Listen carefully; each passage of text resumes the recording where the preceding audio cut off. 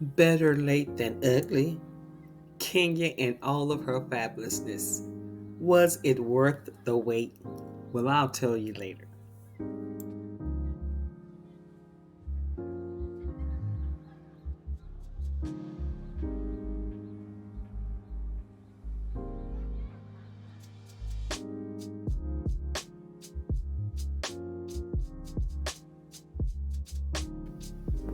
Hello, everyone. It's me again, Delightful Soul. So go ahead and hit that subscribe button so that you can hear more content about your favorite celebrities, my opinions, and what's happening around the world. So let's get into this video. But first, we're going to start this off with Sheree dealing with her fibroids and want to take an alternative healing route as opposed to surgery. Sheree, her sister Mary, and daughter Kaylee were all at an acupuncture office where Sheree was receiving treatment. Some say they didn't even know Sheree had a sister. Me either, child. Well, Sheree is also in the scene where you have some of the OGs of the RHOA returning for a luncheon, and we'll talk about that later as well. Well, what's going on with Marlo? Nothing much. Marlo talks about how her date went. Her assistant arranged a blind date for Marlo with this restaurant owner from Jamaica, Scott Lee. I presume the date went well. He sent her morning text, whereas she responded an afternoon text as well. And I think that Marlo is a little less trusting with men at this point. So we'll see how this goes. That's right. Kenya scare hair. Kenya. Okay, well, anyway.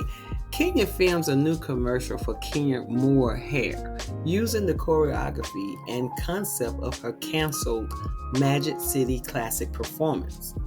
Decked out in her best majorette costume with a miniature-sized one for Brooklyn, of course. Kenya twirled in front of the camera, giving her best take on HBCU drumline culture. It was adorable, all in all, and if we're being honest, Brooklyn's twirl was giving Kenya's a run for her money. And we meet her friend Roy, who brings her food from his health food restaurant. There's not much to report about their interaction. Part of me made me feel like it was a stage relationship anyway, and both of them seemed kind of awkward with each other, giving that side hug. But did y'all see Cynthia in the commercial or in the scene? Okay. But Drew reconnects with her sister Allison for a deeper conversation about Allison's mental health and estrangement they experience in their relationship. Allison is a textbook example of people who prioritize the demands of hustle culture above their mental health. Along with the stress of her lifestyle, she had residual trauma from a violent relationship in her 20s. And during COVID, all these things culminated in a mental health break that landed Allison in a psychiatric hospital. They don't mention how Allison's history with rap played into their journey as sisters, but the most important thing is that they're reconnecting. And good luck, guys. The OG luncheon. With a single empty chair at the dinner table, speaking volumes. The OGs commiserate on ending past petty beef and touched on the changes in their lives since we last saw them on the show. Part of my trip to Portugal is, natural healing, like sound bath, yoga, meditation. Which little purse is this, or what is this race? It's the cutest thing I've ever seen in my life. I focus. If me, Lisa, Deshawn, and Kim can make it through all of the BS from before, then I definitely feel like me and my current friends can do the same. There is a huge divide in the group right now, and what's going on around me with these girls is constant stress. I'm making it my mission to bring everybody back together. Because with my fibroids, you don't need stress. So I have fibroids. part of my trip to Portugal. The most disappointing scene, but also the most telling, was the reunion between 4 of the 5 OGs. In a surreal moment, RHOA's past, present, and the question of its future collided with Sheree, bald Lisa Wu, Deshawn Snow, who spoke like less than 3 words, and Kim Zolciak together on camera for the first time in years.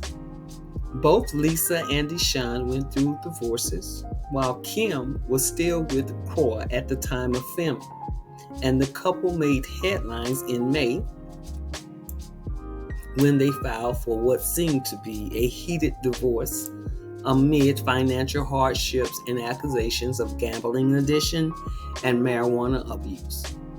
The scene felt forced and inorganic, like meeting with old close friends from whom midway through your meal, you remember exactly why you grew apart. In this specific case, it's because the friend neither of you talk to anymore was actually the glue holding you together. For these women, the person missing is Nene Leakes. Someone said that this could have been a real A moment for RHOA. Without Nene, just a filler for an already dry A episode. SMDH. And someone else says Kim living in La La Land, not able to stay in the moment, is the reason why she can't come back. The materialism is old and boring. Now, Bravo probably will let her come back to bail her out of her financial situation and to do and say all of the things they want done. My advice to Bravo is to listen to the people and the ratings. Someone else says, Kim is so nasty and so rude. Sheree was trying to share a personal story and Kim cut her off to talk about a purse. Listen, Kim doesn't care about Sheree. This is her opportunity to be seen and test the waters if she, Kim, can return to RHOA. She was actually acting anxious and all over the place. From the purse calling Kenya a bee, from denying her issues. Although they were filming at the time and those issues Kim has had with RHOA didn't happen at that time, but it did happen overnight. It was occurring at that time. So that is why she was acting anxious, because she did not want the ladies to bring her her problems. She just kept talking and swaying the conversation. That was her strategy.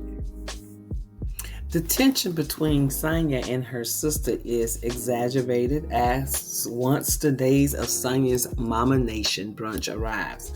After miscommunication that left Shara clueless about the run of events from the brunch, and 2 women have a very sister-like conversation that leaves Sonia in tears. Sonia organized an auction during the brunch to obtain resources to support the mothers of the children attending the Bross L. Ansley School. The Ansley School provides a tuition-free private school education to children experiencing homelessness. When Sonia's auctioneer falls through, Kenya steps up to the plate.